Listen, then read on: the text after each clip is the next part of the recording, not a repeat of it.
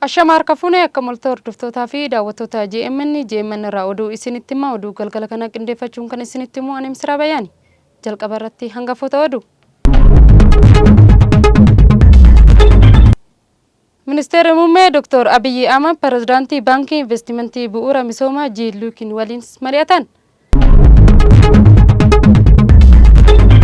Ministeerri barnootaa Faransaay fi Itoophiyaa waliin hojjechuufis waliigaltee mallatteessan. Itoophiyaan hiyyummaa keessaa bahuuf kutannoo qabduun ilaalcha keessa galchuun badhaadhina mirkaneessuus fedhii lammiilee hundaatis jedhame. Juubaayilaandiin loltoota Somaaliyaa guyyaa 15 keessatti akka bahan akeekkachiifte. Egaa hordoftootaa fi daawwattoota keenya kunneen hangafoota oduuti amma bal'ina oduu keenya isinitti hima. Ministeerri muummee Dr. Abiy Ahmed pirezidaantii baankii investimentii bu'uura misoomaa Luukiin waliin mari'atan. Har'a ganama pirezidaantii baankii investimentii bu'uura misoomaa Isaayyaas Luukiin waliin anniisaa magariisa aviyeeshinii fi tumsa bu'uura misoomaa Itoophiyaa fi baankicha jidduu jiru irratti danda'u irratti mari'aniiras jedhan. Ministeerri muummee Dr. Abiy Ahmed ergaa gara fuula miidiyaa hawaasummaa isaaniitiinis dabarsaniitu jiru. Ministeerri barnootaa Faransaay fi Itoophiyaa waliin damee barnootaa cimsuuf akka dandeessu waliigaltee mallatteessaniitu jiru. Bal'inni isaa akka itti aanutti dhiyaata. Ministeerri barnootaa Faransaay fi Itoophiyaa waliigaltee damee barnootaa cimsuuf kan dandeessu waliigaltee mallatteessan. Waliigalticha irratti ministeera barnootaa Profeesar Biraanuu Naggaa, ministeera dhimma alaa Faransaay fi Awurooppaa Naawolii Baarotii mallatteessaniiru. Waliigalticha irratti Faransaay carraalee barnootaa kennuufis akkasumas immoo sagantaalee barnootaa bilisaa mana barumsaa Lees Gabre Maariyaam cimsuufis kan dandeessu ta'us himameera. Profeesar Biraanuu Naggaa akka jedhanitti Itoophiyaan qulqullina barnootaa mirkaneessuufis xiyyeeffannaan hojjechaa jirti jedhan. Kallattii fuulduraa barnootaa ifoomsuufis irraa eegalee dhaabbileen barnootaa sadarkaa jalqabaa hanga olaanootti adeemsa baruu fi barsiisuu cimsuufis xiyyeeffannaa kennittee hojjechaa jirtis jedhan. Mootummaan Faransaay fi waliin waliigaltee mallatteeffame karoora Itoophiyaan damicha qabdu galmaan ga'uufis kan tumsu ta'us himameera. Daandiin qilleensaa Itoophiyaa balallii gara Monooviyaatti taasisaa ture kan addaan kutee ture deebisee jalqabsiisuu ibse. Hojii raawwachiisaan olaanaa garee daandii qilleensaa Itoophiyaa Masfiin Xaasoo Itoophiyaatti ambaasaadara Laayibeeriyaatii fi hooggantoonni daandii qilleensaa biroofis keessummoonni sagantaa jalqabsiisaa kanarrattis argamanii jiru. Daandiin qilleensaa kun balallii bara 2020 addaan kutee ture har'a irra deebiin jalqabsiisee jira. Hojii raawwachiisaan olaanaan garee daandii qilleensaa Itoophiyaa Masfiin Xaasoo daandiin qilleensaa Laayibeeriyaatti balallii jalqabuun isaa hariiroo dinagdee fi turizimii daldala akkasumas immoo hariiroo uummatootaa ni cimsas jedhaniiti jiru.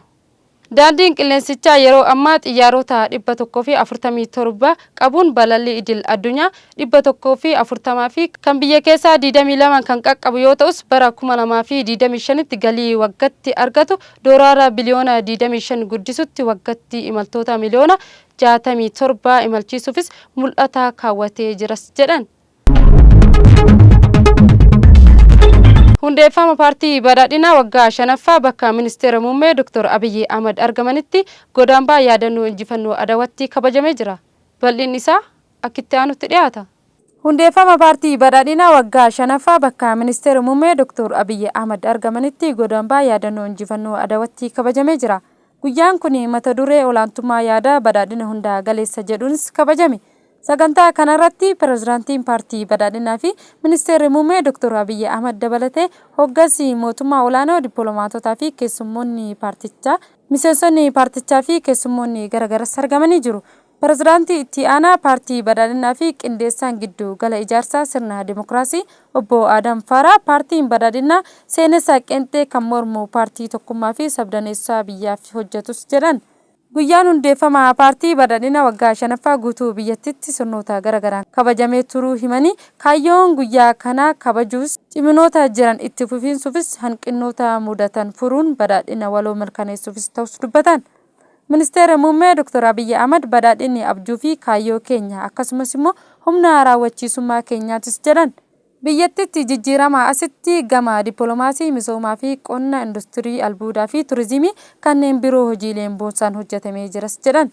Seenaa siyaasaa biyyattii keessatti waggoota 60 darban wal ajjeesuu, wal balleessuu fi wal cabsuu garaagaraa raawwachaa turuu himan. Paartiin Badhaadhinaas kana cabsanii furuufis wantoota gurguddoo 5 irratti xiyyeeffatee hojjetaa jiras jedhan.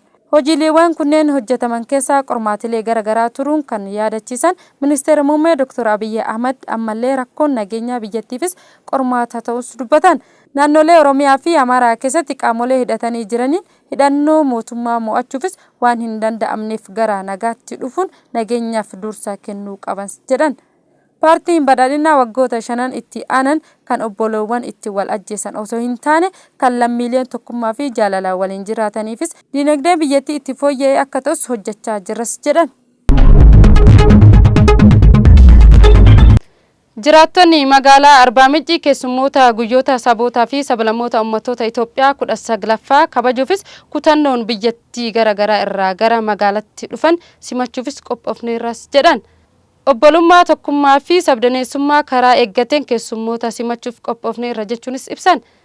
Jiraattonni magaalichaa guyyoota sabootaa fi sablammoota uummattoota Itoophiyaa 19ffaa sababeeffachuun agarsiisawwan adda addaa dhiyeessuunis keessummoota simachuufis qophaa'aa jiraachuus ibsaniiru. Pireezidaantii Jubaalaandaa Ahmad Madoobee loltoonni Somaaliyaa guyyoota 15 keessatti Jubaalaandaa gadhiisanii hin bahan taanaan tarkaanfii cimaa akka fudhatan ibsan. Ahmad Madoobee haasaa masjiida Kasmaayotti argamutti taasisaniin loltoonni Somaaliyaa iddoo qarqara Keeniyaatti argamutti Raaskaaboonii jedhamuun keessatti buufatanii jiruun eeruunis guyyaa 15 keessatti gadhiisanii akka bahan akeekkachiisani. Guyyaa 15 keessatti hin bahan yoo ta'e gatii kaffalanis jedhaniiru. Bulchiinsi Somaaliyaa Jubaalaandii mootummaa fi federaalaa gidduutti wal dhabdee cimaan dhufeera. Jubaalaandaan hariiroo mootummaa federaalaa waliin qabdu addaan kutuu ibsuunis ni yaadatama.